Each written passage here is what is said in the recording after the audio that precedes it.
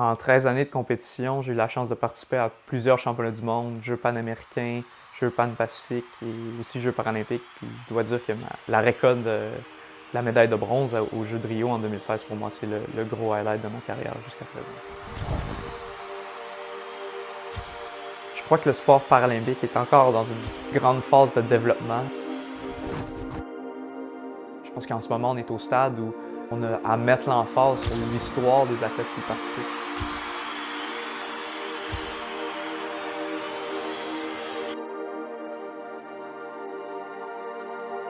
Quand j'étais jeune, j'avais peur de l'eau. J'avais peur de ce que je voyais pas. J'avais peur du fond de la piscine. J'avais peur du fond de la mer. Je crois que c'est venu avec mon handicap visuel, donc c'est de l'albinisme oculocutané. C'est un problème génétique qui affecte autant mes yeux que ma peau, que mes cheveux, donc un manque de pigment. Avec l'albinisme vient automatiquement un handicap visuel. Les yeux vont avoir beaucoup de difficultés avec le mouvement, avec la lumière. La journée que j'ai fait ma première compétition, c'est là que je me suis rendu compte que j'avais un plus grand désir de gagner que tout ce qui pouvait m'effrayer dans l'environnement de la piscine. C'est ce qui m'a permis à ce que je considère dépasser la plus grande barrière que j'ai eue dans toute ma carrière sportive.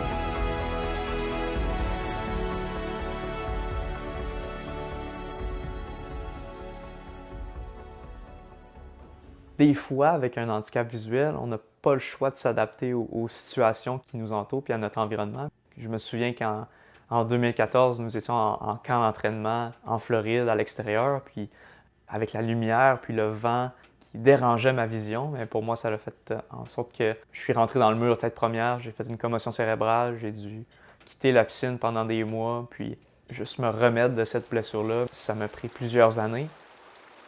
Comparé à un nageur qui n'a pas un handicap visuel, avec tout le mouvement supplémentaire que je dois faire durant ma course, au lieu d'être un 100 mètres, ça va ressembler un peu plus à un 102, 103 mètres, donc une petite distance de plus, mais quand on joue sur les dixièmes, les centièmes de seconde, c'est là que toute la différence est.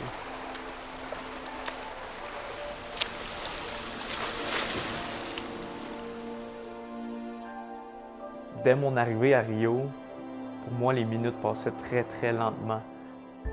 Je devais attendre jusqu'à la dernière journée de compétition avant de performer à mon épreuve principale au 100 mètres d'eau. Puis pour moi, c'était un moment un petit peu d'angoisse, d'anxiété, mais aussi d'excitation par rapport à pouvoir compétitionner sur le plus grand stage international comme ça.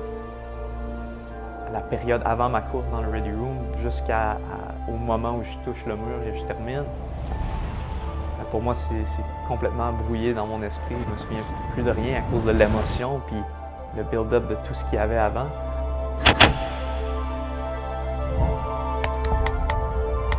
Puis une fois que j'ai touché au mur, tout le poids que je me mettais sur les épaules, tout d'un coup, est disparu. Puis l'émotion est embarquée.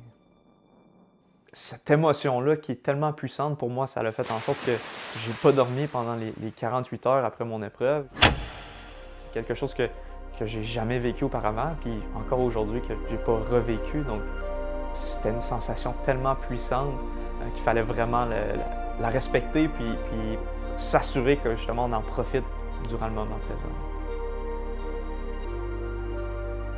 Le moment juste après la course, c'est là qu'on fait une rétroaction un peu sur qu'est-ce qui s'est passé au cours des dernières années.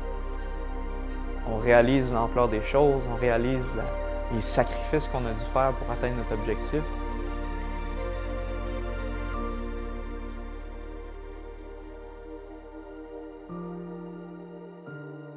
En ce moment, on est dans le dernier droit de préparation pour les Jeux de Tokyo. Ma performance au championnat du monde en 2019 m'a permis une nomination sur l'équipe. Donc, tout ce que j'ai à faire dans mon cas, c'est de nager le plus vite possible pour ma performance à Tokyo en août prochain.